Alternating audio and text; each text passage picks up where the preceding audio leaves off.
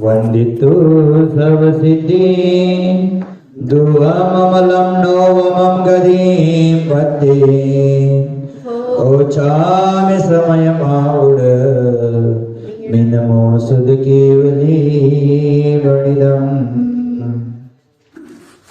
आचार्य भगवान कुंद कुंद महामुनिराज ग्रंथराज समयसार जी के माध्यम से निशुद्ध आत्मा का स्वरूप बता करके गिरी गुआ गौरव में स्थित होकर उसका ध्यान करना ही प्रत्येक जीव का कर्तव्य है, ऐसा कहा है। और उस शुद्धात्मा के ध्यान से ही इष्ट की प्राप्ति होना है। निराकुल एवं शाश्वत सुख की प्राप्ति होनी है।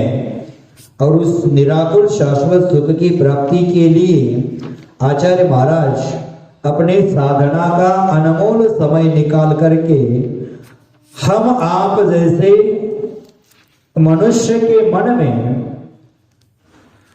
जो जनवाणी के प्रति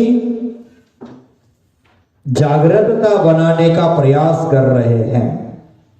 ध्यान रहे, इस जगत में जीने वाले प्रत्येक प्राणियों को एक और चिंतामणि रत्न दिखाई देता है।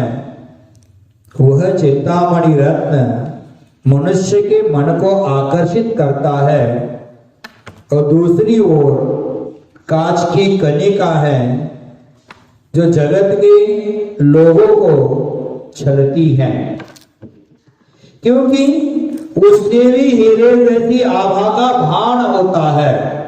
कांच के टुकड़ा भी हीरे जैसा चमकने लगता है। एक और कांच की कणिका है और एक और दिव्यांक रत्न है। आचार्य भगवान यहां कह रहे हैं कि चिंतामणि रत्न और कांच का टुकड़ा दोनों भी व्यक्ति को प्राप्त हो सकते हैं। और चिंतामणि रत्न और कांच का टुकड़ा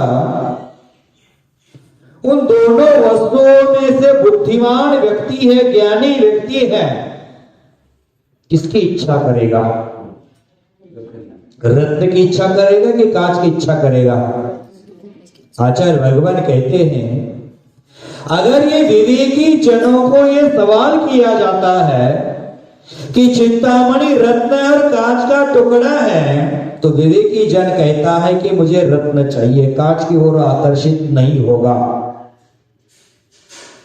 और जो समय सार में जीवन बना लेता है, शुद्ध निश्चय को जो जान लेता है, वो कहता है मुझे चिंता भी नहीं चाहिए और मुझे कांच की कणिका भी नहीं चाहिए।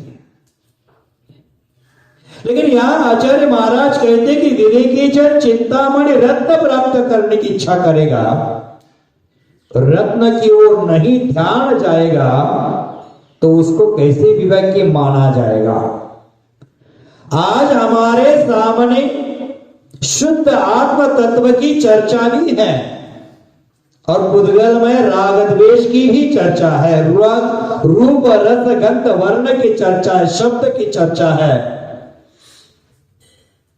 हम तो अविवेकी बनकर के चिंतामणि रत्न की ओर न ध्यान जाते हुए हमारा ध्यान पुद्गलमय शरीर, पुद्गलमय कर्म और पुद्गल से उत्पन्न होने वाले राग द्वेषादि विभाव भावों पर हमारा ध्यान आकर्षित हो रहा है। यह हमारा अज्ञान है। आचार्य भगवंतों ने इसे अज्ञान की कोटि में रखा है। लेकिन इसे अज्ञान कहा जाए, अज्ञानी कहा जाए तो दुख होता है। बंधुओं, आचार्य भगवंतों ने कहा है जीव का स्वभाव तो ज्ञान स्वरूप है, लेकिन पुद्गल कर्म के उदय से वह ज्ञान स्वरूप को भूल करके स्वयं को अज्ञानी मान रहा है। आपको अगर सवाल किया जाए आप ज्ञानी है कि अज्ञानी है? आपका जवाब क्या होगा? ज्ञानी है। ठीक, अच्छी बात है। आप मिथ्या दृष्टि है कि सम्यक दृष्टि है?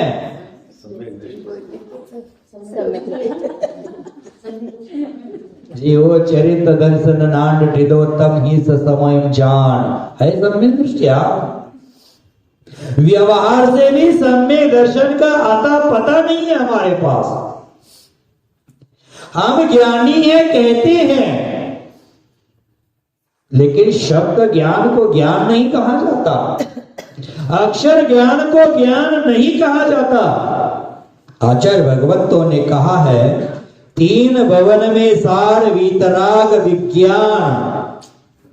वीतराग विज्ञान, वेद विज्ञान, सम्यक ज्ञान, समीचीन ज्ञान, सत्य स्वरूप का ज्ञान ही सम्यक ज्ञान है, सही ज्ञान है। बाकी सब अज्ञान है। हम स्वयं को एक बार ज्ञानी भी कहते हैं और कुछ समय के बाद अज्ञानी भी कहते हैं, कि निवेदन करने के पूर्व कहते हैं कि हमारा अज्ञान तिमिर मिटाने के लिए ज्ञान का दीपक जला करके हमारे अंतर हृदय को रोशन कर दे। एक ज्ञानी और अज्ञानी एक साथ रह ही नहीं सकता है, जैसे प्रकाश और अंधकार एक साथ नहीं रह सकते। तो ज्ञान और अज्ञान दोनों सौम्या से रहित कोई जीव नहीं हो सकता। एक तो ज्ञानी होता है निश्चय से और अज्ञानी होता है व्यवहार से। बंधु, आपको विवेकी नहीं होने पर भी विवेकी मानना ये सबसे बड़ी भूल है।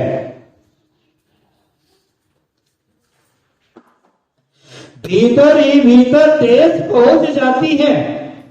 एक ऐसा व्यंग है कि अज्ञान के कारण सही सही मूल्यांकन नहीं होता है, परंतु ज्ञान के द्वारा सही सही मूल्यांकन होता है।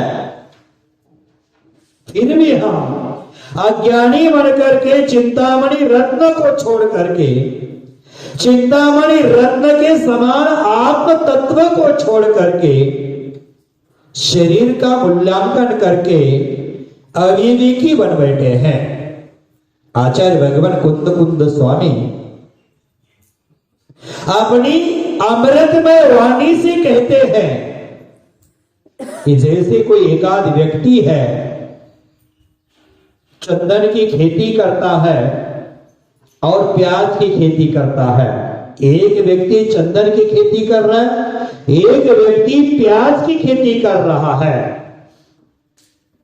और प्याज की खेती करने वाला व्यक्ति प्याज की सुरक्षा के लिए चंदन के वृक्षों को काट करके उसकी सुरक्षा करता है।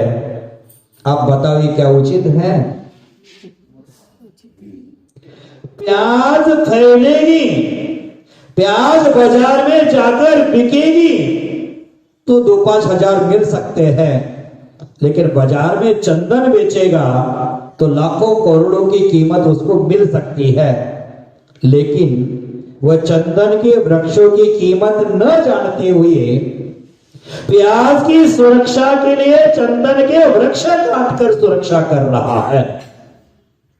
और भी कुछ ऐसे व्यक्ति होते हैं, उसको फटा हुआ कपड़ा है सिलने के लिए धागा नहीं मिल रहा था, इधर उधर देख लिया धागा नहीं मिला तो अपने गले में जो रत्नों की माला थी उसको तोड़ दिया, उसमें से धागा निकाला, सुई में पिरो दिया और फटा हुआ कपड़ा सिलने लगा।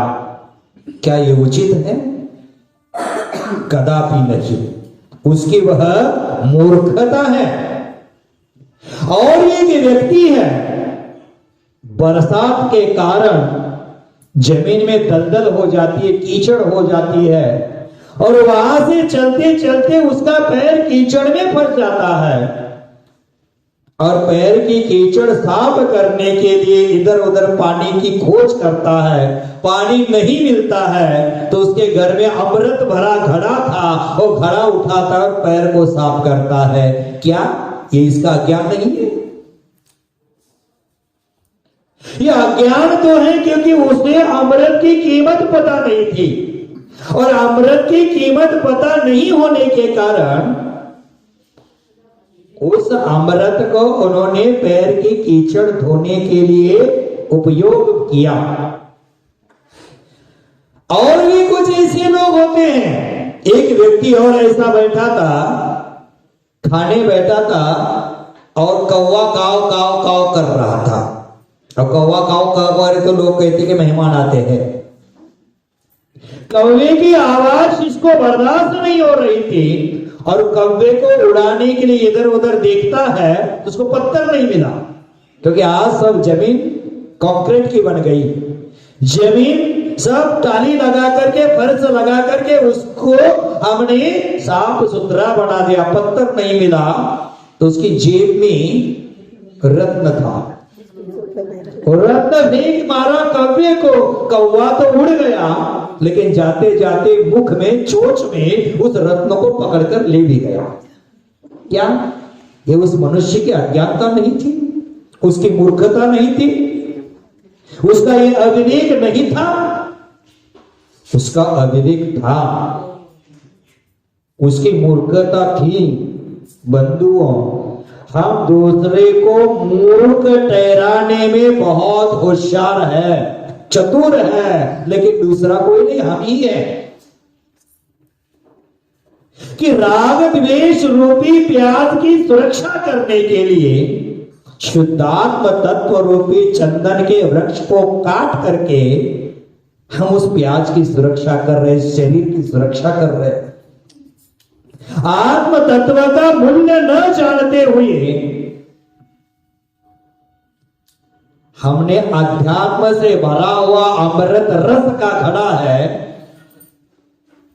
वह हमने हमारे जीवन के विषय भोगों की कीचड़ को धोने के लिए काम में ला रहे हैं, मोह को धोने के लिए काम में ला रहे हैं, अथवा राग द्वेष करने में काम में ला रहे हैं।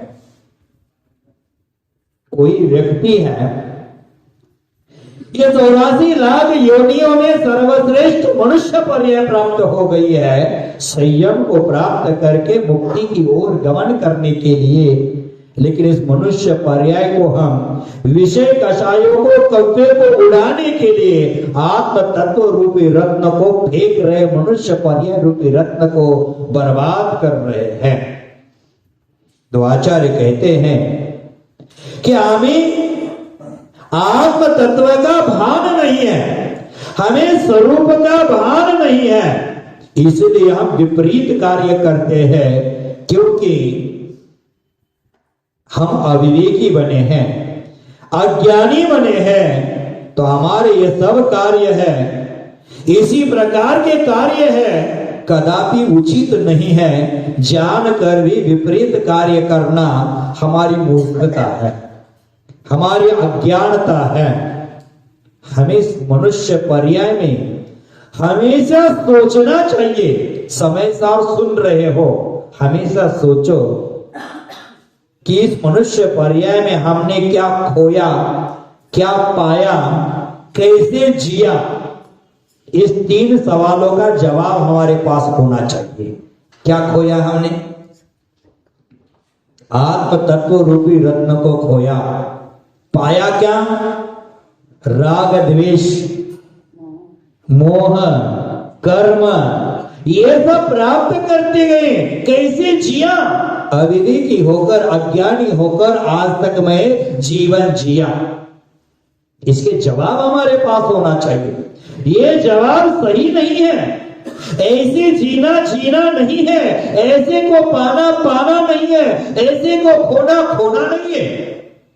मनुष्य जीवन में रत्नत्रय को पाना पाना है, आत्म तत्व को पाना पाना है, निज स्वरूप को पाना पाना है, राग द्वेष मोह मिथ्यात्व को खोना खोना है, कषायों को खोना है, और हमें रत्नत्रयमय जीवन जीना है। निजात्म स्वरूप में स्थित होकर जीवन जीना है। यह जीना जीना है। अब विचार करना हमारे जवाब कैसे हैं, पॉजिटिव है कि नेगेटिव है। अगर नेगेटिव जवाब है तो हमें बदलाव करना पड़ेगा। हमारी चिंतन की सोच है उसको बदलना पड़ेगा। हमारे चिंतन की दिशा को मोड़ना पड़ेगा। गलत दिशा में हमारा चिंतन भाग रहा है, उसको सही दिशा में लाना पड़ेगा। बंधुओं, आचार्य भगवंतों ने कहा है कि जो हम अनुचित कार्य करते हैं उस कार्य को छोड़ना चाहिए, और अनुचित कार्य करते हुए लोग तत्व ज्ञान सुनते हैं, तत्व ज्ञान रखते हैं, उसको भी पसीना आए बिना नहीं रहता है।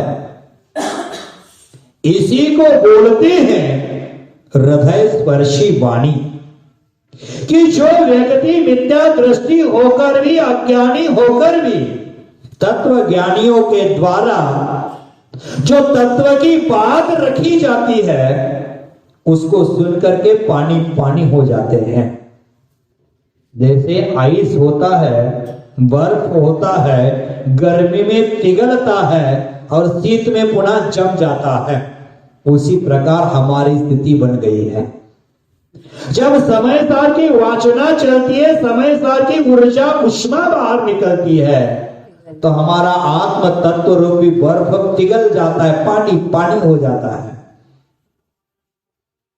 और जब पुनः इस हॉल से बाहर जाते हैं तो पुनः राग द्वेषी रूपी बर्फ है, पुनः क्या हो जाता है, जम जाता है। तो हमें जो गुरुओं की वाणी समय सार के माध्यम से मिली है, कि मात्र कान तक नहीं, हमारे हृदय तक पहुंचनी चाहिए, हमारे अंतर मन तक पहुंचनी चाहिए। जिनेंद्र देव की वाणी कान से नहीं, ध्यान से सुनना चाहिए। आज तक हम कान से सुनते आए हैं, लेकिन ध्यान से न सुनने के कारण हम इस संसार रूपी गर्त में फंस चुके हैं।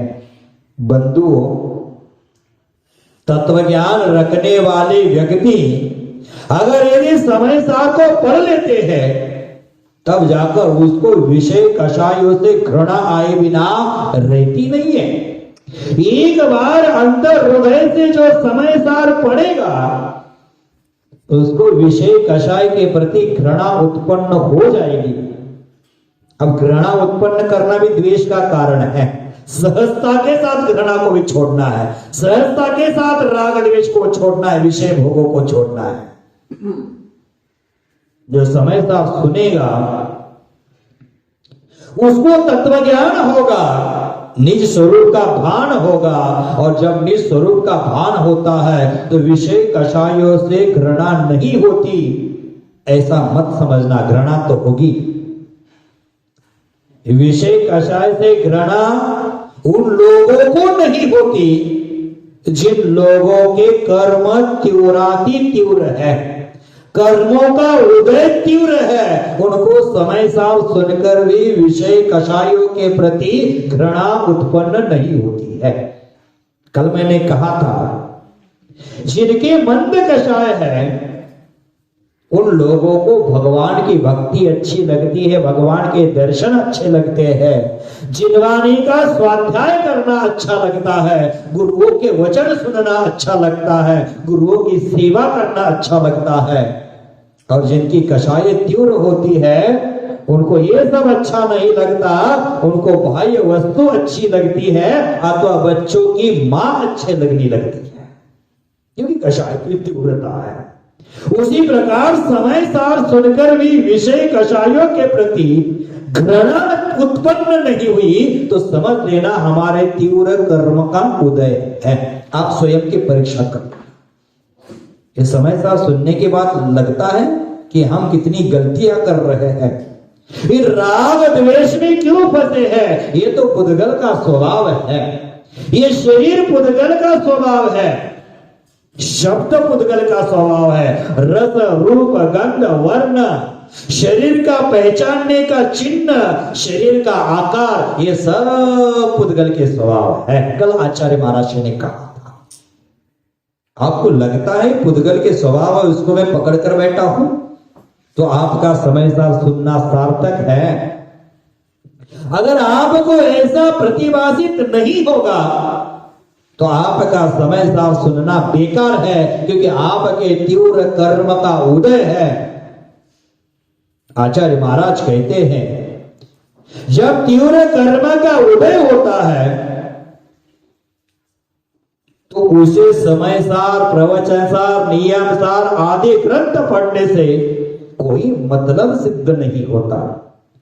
वह मात्र अपने बुद्धि का विकास कर लेता है, अपने लौकिक ज्ञान को, शब्द ज्ञान को बढ़ा लेता है, लेकिन तत्व ज्ञान उसका बढ़ता नहीं है, निज तत्व का उसको भान होता नहीं है। कर्मोदय की तीव्रता से उसकी बुद्धि में विकृतता उत्पन्न हो जाती है और फलस्वरूप वह तत्व ज्ञान से विमुख हो जाता है, समीचीन तत्व से वो विमुख हो जाता है और उसको सब कुछ ज्ञान होते हुए भी कुछ समझ में नहीं आता, सब कुछ ज्ञात होते हुए भी आचरण में नहीं उतार पाता। आज जगत में समय सार को कूट कूट कर पीने वाले, खाने वाले लोग हैं, लेकिन समय सार सुनकर के उनके अंतर हृदय में विषय कषायों के प्रति अभी तक घृणा उत्पन्न नहीं हुई। इसका मतलब उनका समय सार पढ़ना सुनना बेकार हो गया। अगर समय सार सुनकर कृष्णाप के प्रति घृणा उत्पन्न नहीं होती, कषायों के प्रति, राग द्वेष के प्रति घृणा उत्पन्न नहीं होती, तो तीव्र कर्मोदय और कर्मोदय के कारण उसकी बुद्धि विकृत हो गई है, समझ लेना। जबकि तत्व ज्ञानी तो ऐसा होता है, एक बार सुन लेता है, एक बार पढ़ लेता है, उतना सुनना उतना पढ़ना ही उसके जीवन के सुधार के लिए पर्याप्त होता है। आचार्य महाराज जी के पास कोई एक सज्जन श्रावक पहुंचा और बोला कि आचार्य महाराज, मैंने 100 बार समय सार को पढ़ा है, मैंने समय सार की 415 गाथाएं कंठस्थ की है। तो आचार्य श्री ने कहा, अरे भाई, मैंने एक बार पढ़ा तो मेरे कपड़े उतर गए, तूने समय सार 100 बार पढ़ा, फिर भी रानी पोल, टीना पोल लगाया हुआ कपड़ा पहनकर आया है। 100 बार समय सार पढ़ा, हृदयस्थ किया, कंठस्थ किया। समय सार कंठस्थ करने की चीज नहीं है, समय सार हृदयस्थ करने की चीज है, समय सार आत्मस्थ करने की चीज है। मात्र पढ़ लिया और विषय कषाय के प्रति घृणा उत्पन्न नहीं हुई, विषय कषाय राग द्वेष छूटी नहीं, तो हमारा पढ़ना, जैसे कोई एकाध बच्चा है लाखों करोड़ रुपया खर्च करके डॉक्टर बन जाता है, यमड़ी कर देता है, डॉक्टरी में मास्टरी कर लेता है, और किसी को सुई लगवाते समय उसका हाथ कांपता है, उसका डॉक्टर बनना अच्छा है कि बेकार है? बेकार है। एक पेशेंट को सुई लगवा नहीं सकता है, एक ऑपरेट नहीं कर सकता है, किसी की बीमारी ठीक नहीं कर सकता है, तो उसकी डॉक्टरी बेकार है। उसी प्रकार समय सार पढ़कर के भी राग द्वेष के प्रति घृणा उत्पन्न नहीं हुई, विषय कषायों के प्रति घृणा उत्पन्न नहीं हुई, तो हमारा समय सार पढ़ना बेकार है। तो आचार्य महाराज कहते हैं कि समझदार व्यक्ति होता है, उसको इशारा भी काफी होता है। समझदार व्यक्ति हिंट की भाषा समझता है, और जो हिंट की भाषा नहीं समझते उनको हंटर की आवश्यकता होती है। साधु संत हिंट से समझाते हैं, और सिपाही होते हैं, पुलिस होते हैं, वो हंटर से समझाते हैं। हिंट की भाषा समझ नहीं आई तो हंटर, या आचार्य महाराज जी की भाषा हमें समझ में नहीं आई और विषय कषायों के प्रति घृणा उत्पन्न नहीं हुई तो कर्मों के हंटर तो हमें लगने वाले हैं, ध्यान रखना। आचार्य भगवान कहते हैं कि अनादि काल से हमें जो रोग हो गया है उस रोग दूर करने के लिए हम दवाई खाते हैं। ध्यान रखना, दवाई कभी पेट भर नहीं खाई जाती।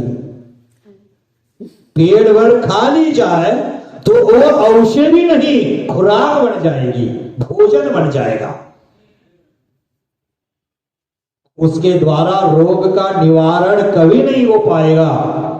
उसी प्रकार आचार्य महाराज कहते दिन रात स्वाध्याय करने से कुछ फायदा नहीं है। दिन रात मात्र स्वाध्याय करते जाओ, घंटों घंटों उपदेश जाओ, उपदेश देते जाओ, तभी जाकर आपने आत्म तत्व किरण फूटेगी। हमारे अंतर हृदय में आत्म तत्व का ज्ञान प्रकाशित होगा। ऐसा मानना उचित नहीं है। मात्र स्वाध्याय करते जाओ, स्वाध्याय घंटों स्वाध्याय करते जाओ, घंटों प्रवचन करते जाओ, मुझे आत्म तत्व की उपलब्धि हो जाएगी, ऐसा कोई गारंटी नहीं है। बंधुओं, हमारे अंतर हृदय में जब एक इशारे के ज्ञान की कुरण फूटे तभी जाकर विषय कषाय छूट जाते हैं। और ऐसा प्रयास हमें करना चाहिए समय सार सुन करके। कितना सुना महत्वपूर्ण नहीं है, क्या सुना महत्वपूर्ण नहीं है, कैसे सुना महत्वपूर्ण है, कितना आचरण किया महत्वपूर्ण है। सुनते गए सुनते गए सुनते गए सुनते गए, सुनाते गए सुनाते गए, लेकिन आचरण नहीं किया। और जो भी सुना है श्रद्धा आस्था विश्वास के साथ नहीं सुना तो क्या सुनना हो गया? मात्र गुरु से जुड़े हैं इसलिए समय सार जी में आकर बैठे हैं, ऐसा हो जाएगा तो हमारा समय बेकार, टाइम बेकार, समय सार बेकार। कि समय ही आत्मा है, समय पर ध्यान दीजिए। कल भाई जी ने कहा था कि समय, आचार्य महाराज जी ने इतना मूल्यवान शब्द हमें दिया है, समय को व्यर्थ न जाने दें। इस समय को समझ लें, समय को पहचान लें। आज पढ़े लिखे लोगों ने समय शब्दों को बदलाव करके टाइम कर दिया। समय माने आत्मा, लेकिन भाई जी का चिंतन बहुत खतरनाक था। भाई जी ने कहा टाइम शब्द में आय यम आता है बीच में। टाइम का स्पेलिंग क्या होता है? TI। देख लेना, समझ लेना, उसमें भी आय यम आता है। और समय जब आता है, टाइम जब आता है तो मैं को समझना जरूरी है। आय यम मुझे समझना जरूरी है। आज तक मैंने मुझे ही समझा नहीं है। हम समझते समय सा हमारी खुराक नहीं, साधु संतों का वो शास्त्र है। हमें वह समझना, उसका आचरण करना इम्पॉसिबल है। इम्पॉसिबल शब्द की थोड़ा तोड़ फोड़ कर देना। आई एम पॉसिबल, मुझे सब संभव है, मुझे सब संभव है, मुझे करना चाहिए। नाकामयाबी में कामयाब छुपा होता है, नाकोशिश में कोशिश छुपी होती है। उसी प्रकार हमारे जीवन में इम्पॉसिबल में पॉसिबल छुपा है, उसको देखने की आवश्यकता है। घंटों स्वाध्याय करने से अच्छा हमारे अंतर हृदय में ज्ञान की एक किरण के द्वारा, एक इशारे के द्वारा हमारे विषय कषाय छूटे और छुड़वाने का प्रयास हो, यही सुनना है। आदिनाथ भगवान के सामने एक नीलांजना का मृत्यु आ गया, ज्ञान की किरण फूट गई, वैराग्य हो गया। किन्हीं तीर्थंकरों के सामने वृक्ष का पत्ता पककर गिर गया, देख लिया, वैराग्य हो गया। आकाश में बिजली चमक गई, देख लिया, वैराग्य हो गया। फूल खिल गए, मुरझा गए, देख लिया, वैराग्य। एक एक छोटे छोटे निमित्त उनको वैराग्य का निमित्त बन गए। हमारे सामने कितने लोगों का मरण हो जाता है, हमारे सामने कितने पत्ते के वृक्ष के पत्ते गिर जाते हैं। अब गिरते कि नहीं? अब तो गिरे देखे कि नहीं गिरे? अभी गिरना शुरू हो जाएगा कुछ दिनों के बाद। बसंत आने के पहले पतझड़ आएगी। ये जीवन भी ऐसा ही है। इस जीवन में पतझड़ आने वाली है, ध्यान रख लेना। लेकिन वह ज्ञान, वह इशारे, वह निमित्त हमारे वैराग्य का कारण नहीं बन पा रहे हैं। ये दुख की बात है। बंधु, आप लोग किसी फंक्शन में पहुंचते हैं, वह कैमरा लेकर जाते हैं, और साधु संतों के पास भी जाते हैं तो एक हाथ ऐसा करते, एक हाथ ऐसा करते। ये कौन सा नमस्कार है मुझे पता नहीं चलता। सेल्फी लेना है, सेल्फी सेल्फी ले रे भैया। सेल्फी के लिए, फोटो खींचने के लिए कैमरा लेकर जाते हैं।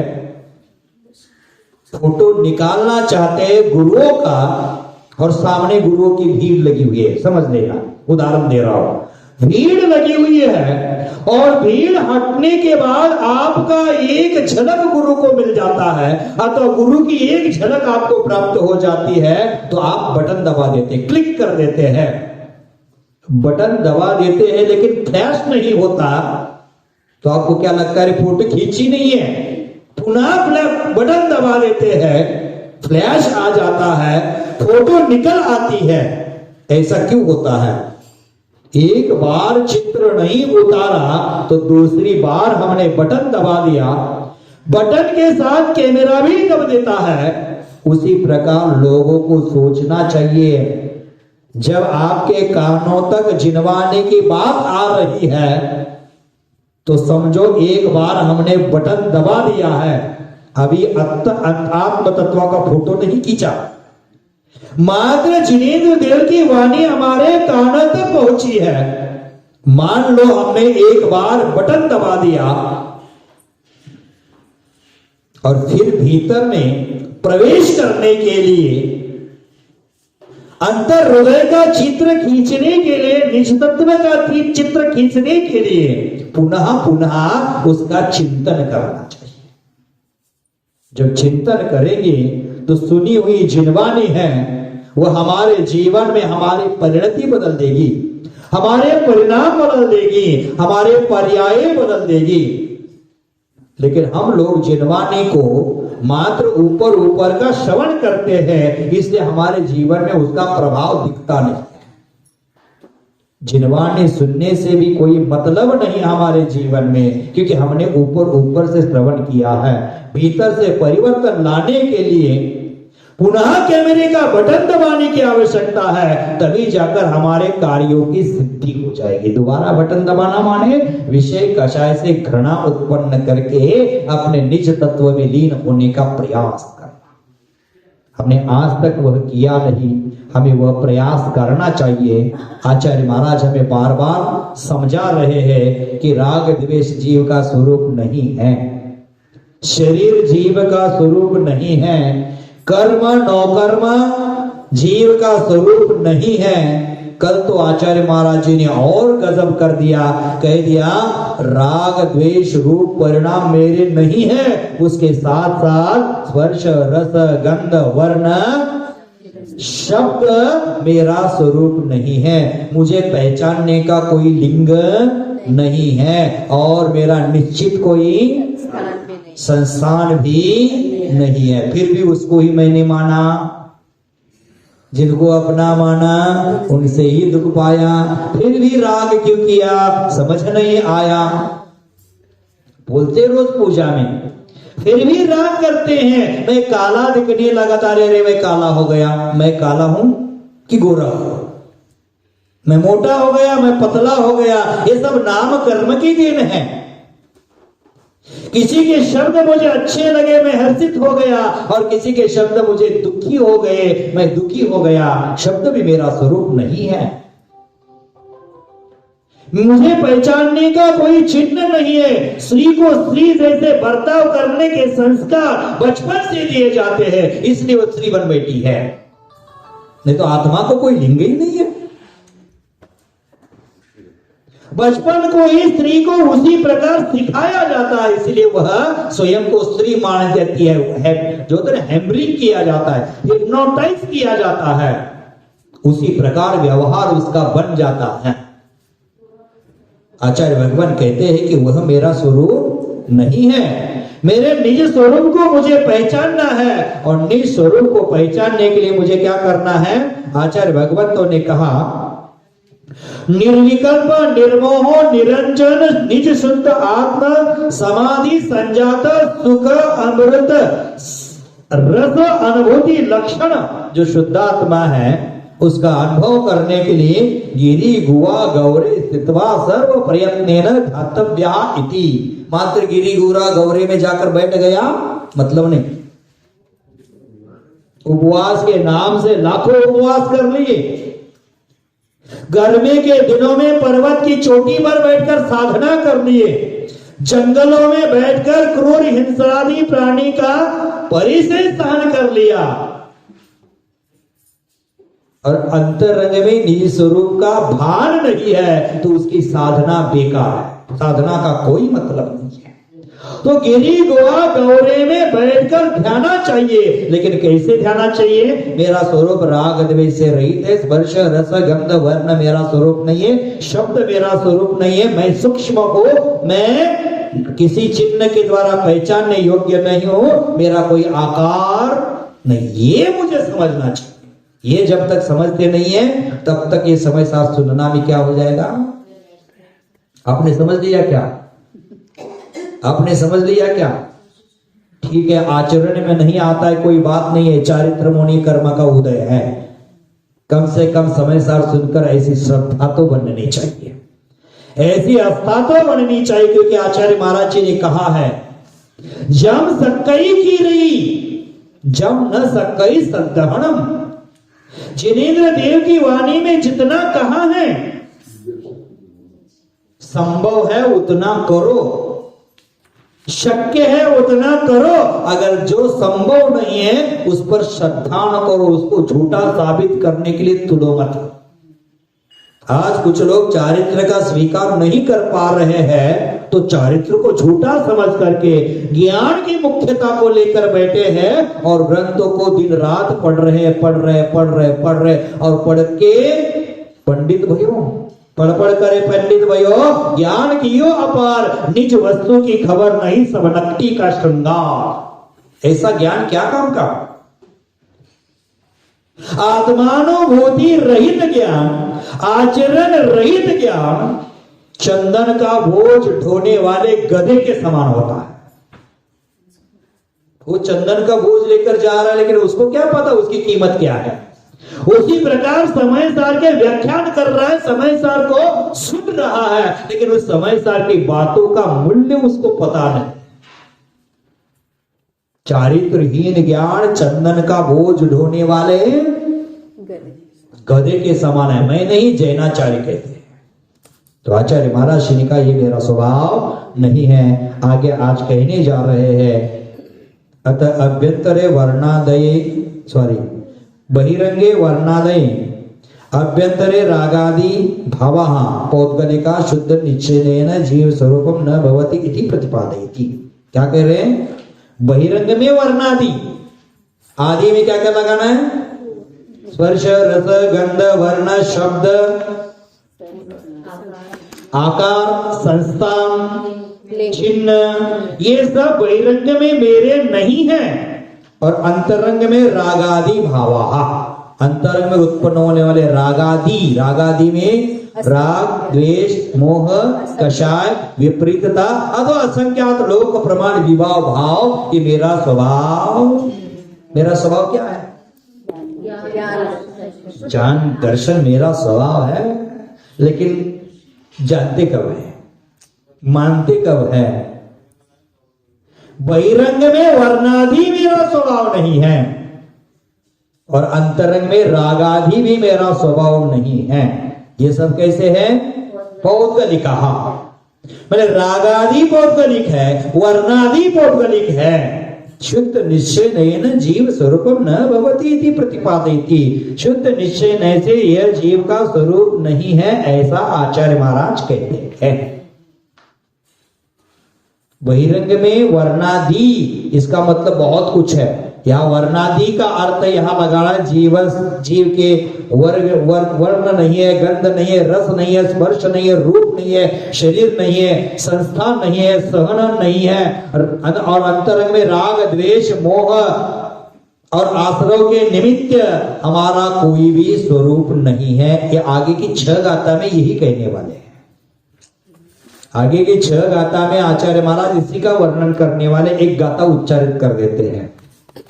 जीवस्स जीवस्स नत्थि नत्थि वन्नो वन्नो नवी नवी गंधो गंधो नवी नवी रसो रसो नवी नवी य फासो फासो जीवस्स नत्थि वन्नो नवी गंधो नवी रसो नवी फासो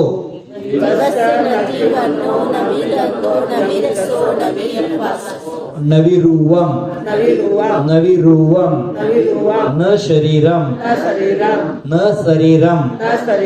देखो ध्यान देना, जब शांतिनाथ बोलना है तो हम शांतिनाथ बोलते हैं, और या शरीर बोलना है वहां शरीर बोलते हैं।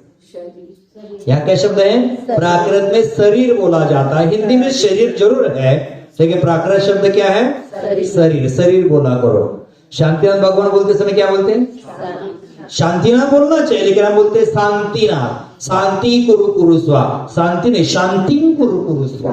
म का उच्चारण भी होना आवश्यक है, विभक्ति बिना शब्द नहीं होता है। शांति कुरु कुरु स्वाहा बोलना चाहिए ना, ध्यान रखो।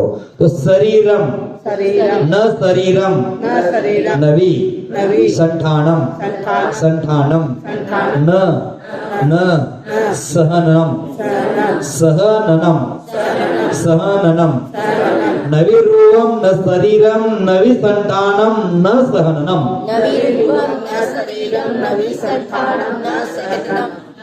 जीवस्य नत्थि वन्नो नवि गंधो नवि रसो नवि फासो नविरूवम न शरीरम नवि संठान न सहननम। जीवस्य नत्थि वन्नो नवि गंधो नवि रसो नवि फासो नविरूवम न शरीरम नवि संठानम न सहननम। जीवस्य नत्थि वन्नो नवि गंधो नवि रसो नवि फासो नविरूपं न शरीरं नवि संठानं न सहननं। जीवस्य नत्थि वन्नो नवि गंधो नवि रसो नवि फासो नविरूपं न शरीरं नवि संठानं न सहननं। देखो समझना है हमें आचार्य महाराज क्या कह रहे हैं। जीवस्य नत्थि वन्नो, आप अर्थ समझ गए हैं क्योंकि पूर्व गाथा में इसका ही विस्तार किया था। जीवस्य नत्थि वन्नो माने जीव का कोई वर्ण नहीं है। माने वर्ण का अर्थ यहाँ क्या लगाना है?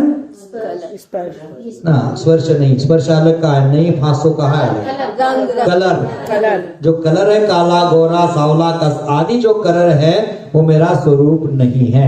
अथवा ब्राह्मण क्षत्रिय वैश्य भी लगा सकते हो, ये भी वर्ण मेरा नहीं। यहाँ तो वर्ण का अर्थ कलर से है, लेकिन वह भी वर्ण मेरा स्वरूप नहीं है, ऐसा भी लगा सकते हो। नवी गंधो, गंध भी मेरा स्वरूप नहीं है। ये किसका स्वरूप है? पुद्गल का स्वरूप है। घ्राणेन्द्रिय का स्वरूप नहीं, घ्राणेन्द्रिय का विषय है। स्वरूप और विषय में अंतर जानो। गंध घ्राणेन्द्रिय का विषय है और गंध पुद्गल का स्वभाव है, स्वरूप है ना। नवी रसो, रस भी स्वरूप नहीं है।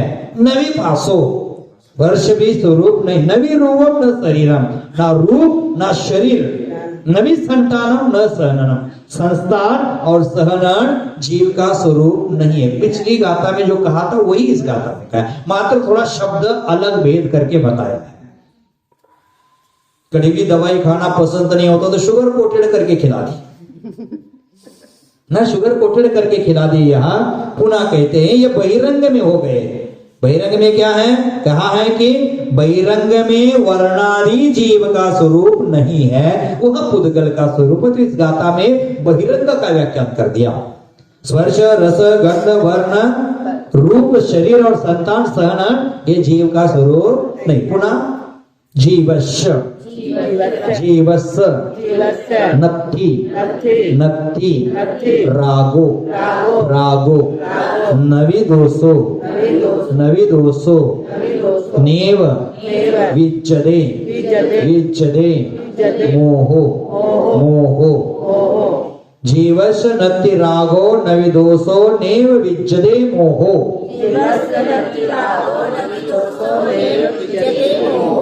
नो पच्चया नो पच्चया न कम्मम न कम्मम नो कम्मम नो कम्मम चावी चावी चावी से नत्थि नत्थि नत्थि जीवस्य नत्थि रागो नविदोषो नेव विच्यते मोहो।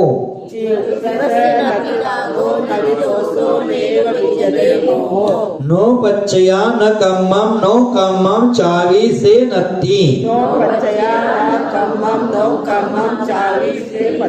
देखो जीवस्य नत्थि रागो नविदोषो नेव विच्यते मोहो। नो पच्चया न कम्मम चावी से नत्थि।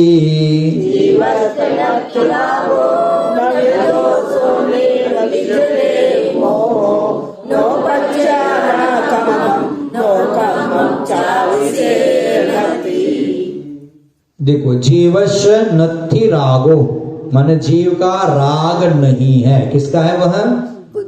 तो आपको क्यों आता है? आप राग क्यों करते हैं? पुद्गल का है तो हम क्यों करते हैं? राग द्वेष को जीतना ही जीतना है। हमने बाह्य शत्रु को बहुत बार जीत लिया, लेकिन राग द्वेष को नहीं जीता तो हमने क्या जीता?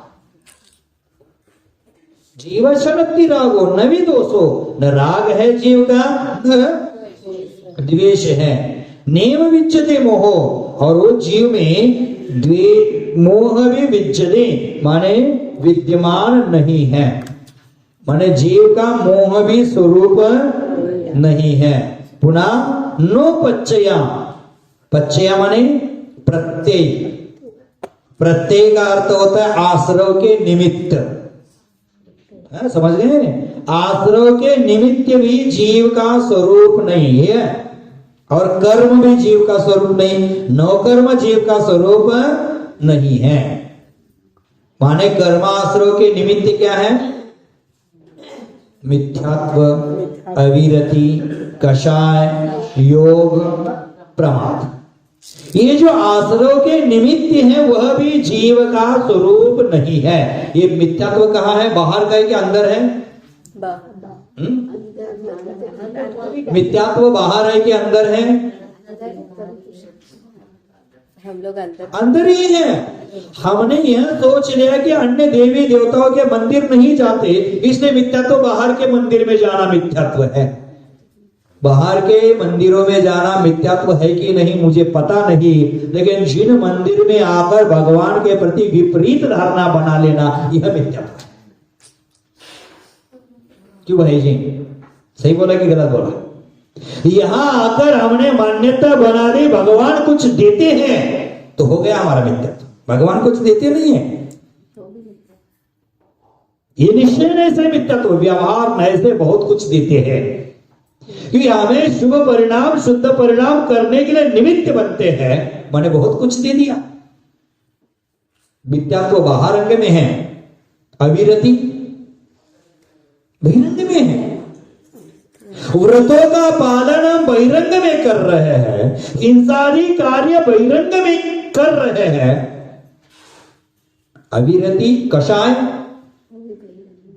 बहिरंग में कर, लेकिन उत्पन्न हो रहे अंतरंग में, उसका स्रोत हमारे हृदय में है। हमारी आत्मा में है, लेकिन कषाय करते बाहर।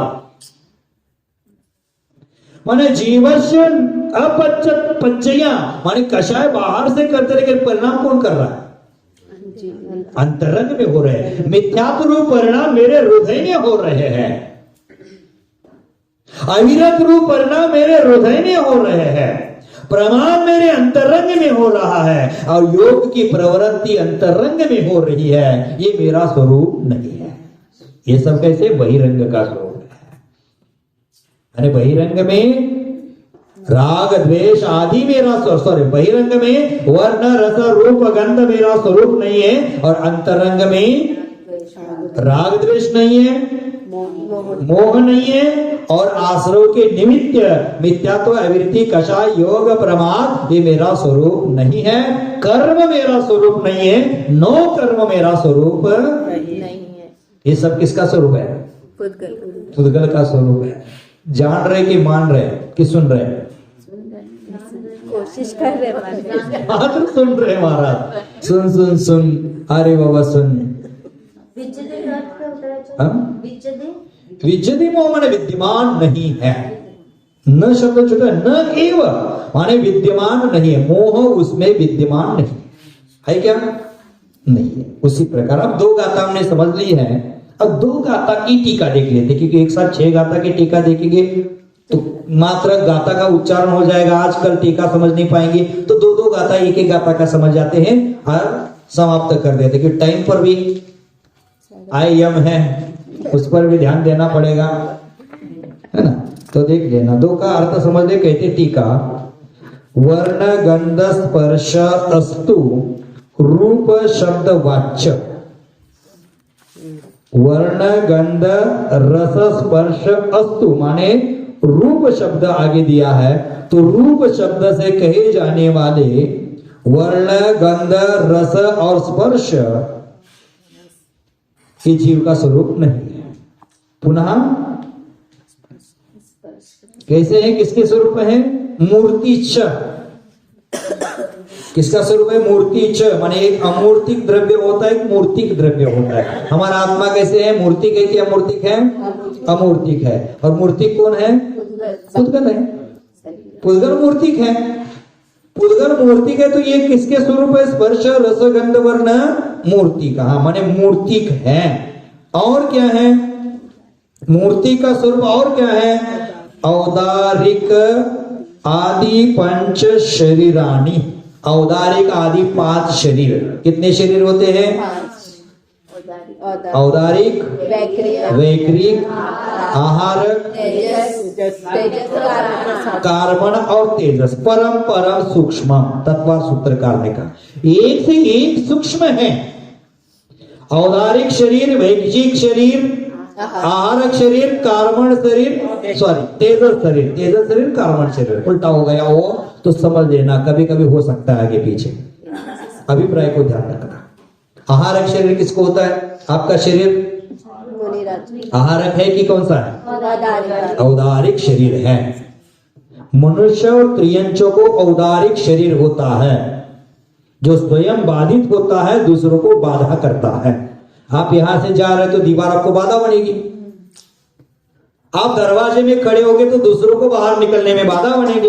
ये औदारिक शरीर। वैक्रिक शरीर देव और नारकियों को होता है। वैक्रिक वृद्धि और वैक्रिक शरीर में भेद है, समझ लेना। पुनः आता है शरीर आहारक शरीर। 6ठे गुणस्थानवर्ती मुनिराजों को होता है, संयमी मुनिराजों को, सभी मुनिराजों को नहीं। 6ठे गुणस्थानवर्ती संयमी मुनिराजों को आहारक शरीर होता है। उनके मन में कोई तत्व के प्रति संदेह उत्पन्न होता है तो उनके मस्तिष्क से एक हाथ प्रमाण पुतला बाहर निकलकर केवली शुद्ध केवली के चरणों को स्पर्श करके आता है, उनके तत्व का निराकरण होता है। वो आहारक शरीर होता है। वो ये पुतला महाराज मूर्ति को होता है कि वो देख सकते हैं? अब हमारी दृष्टि में कैसे आएगा? हाँ, कलर बताया है, इसलिए मूर्तिक है वो। सफेद वर्ण का बताया, मैंने पुद्गल का वर्ण सफेद है, तो इसका मतलब क्या है? आपने ठीक है लगा दिया, लेकिन जो कलर वाली सब वस्तु दिखेगी ऐसा कोई गारंटी नहीं। परमाणु है, हमें दिखता है क्या? लेकिन परमाणु में कलर है कि नहीं? तो दिखता नहीं है लेकिन है। अब हमारे दृष्टिगोचर आहारक शरीर होता है कि नहीं होता, मैंने तो पढ़ा नहीं है, पढ़ने के बाद बता दूंगा अथवा आगे आएगा। हमारे पास एक ब्रह्मचारी गण स्वाध्याय करते थे, विद्वान थे और वो पढ़ाते थे, संघ में पढ़ाते थे। तो ऐसी कुछ संदेह आ जाए, बीच में पूछा जाए कि इसका अर्थ नहीं समझ पाए, इसका अर्थ क्या है, तो बोलते तो आगे आएगा। वो क्या कहते थे? आगे आएगा। तो 2-4 दिन जाने के बाद पुनः पूछते थे, आपने वो बताया था आगे आएगा, आया नहीं, तो आगे आएगा। जिनवानी पूरा स्वाध्याय खत्म हो गया, आगे आएगा उनका खत्म नहीं हो रहा। मैंने बोला आगे आएगा, बोले आप बोले नहीं, तो बोले आगे आएगा माने अभी नहीं आएगा, केवल ज्ञान में आएगा। अभी मैं भी समझ नहीं पाया हूं, आपको क्या समझाऊं? उसी प्रकार वो दिखता है कि नहीं दिखता, मैंने ही नहीं आज तक पढ़ा, तो आपको कैसे बताऊं मैं? वर्ण की अपेक्षा हम ये नहीं बता सकते कि वो दिखता है, क्योंकि पुद्गल के स्वभाव गुण और विभाव गुण कहे हैं। स्वभाव गुण होते परमाणु में रहने वाले स्पर्श रस गंध वर्ण स्वभाव गुण है, और स्कंद में रहने वाले स्पर्श रस गंध वर्ण विभाव गुण है। तो देख लेना, समझ लेना है ना। तो यहां क्या कहा? आहारक शरीर, पुनः छठे गुणस्थानवर्ती संयमी मुनिराज को होता है। आहारक शरीर के बाद आया तेजस शरीर, जो हमारे शरीर में कांति है, तेज है, वह तेजस शरीर है।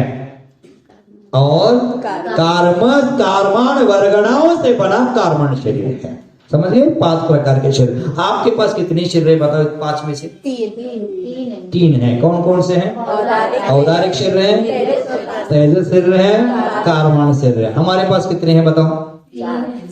4 है। कौन कौन से बताओ? चौथे का हमको पता नहीं।